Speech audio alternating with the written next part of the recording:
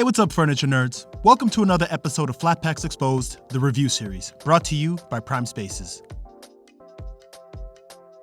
What's up, furniture nerds? I want to do this quick review for this 5-tier double wide open bookcase that I just put together. Now, my initial thoughts after just assembling this is that this thing is actually pretty sturdy. It's made of MDF, right? So it's a little bit hollow when you hear it, but nonetheless, it's pretty nice quality, shines pretty nice. I think this color is the industrial brown color, and the metal pieces are actually pretty sturdy as well. It also does come in a multitude of different colors, which I think is always a plus. Now, when it comes to putting this together, there are 3 things that you really want to do in order to make sure that this thing is strong and is not wobbly. By the way, there are foot levelers on the bottom of this, right? But before you even think about the foot levelers, the best way to assemble this is, number 1, make sure that the back of the metal pieces, right, there are small holes. Make sure that those holes are facing up so that you can install these metal rods at the back. That's number 1. Number 2, when you're installing the screws, make sure that you just finger tighten them, just 50%, right? Connecting them all. And the reason why you want to do that is you don't want to constrict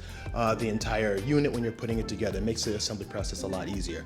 Finally, when you have all of the screws set, finger tightened, then you stand it up on its feet, then you go through with your Allen key or your drill, whatever you're using, and you make sure that everything is tight. That way, everything is level, right? And like I said, there are levelers at the bottom of this, which is really, really cool. But overall, guys, it's a pretty nice piece, right? So if you have books or other things that you want to, store, pictures, maybe mementos or something like that, that'll be really good for that. So yeah, guys, a lot of good reviews, solid build, assembly isn't too bad. So I'll definitely give it the thumbs up. Go ahead and check it out, and I'll check you guys on the next review.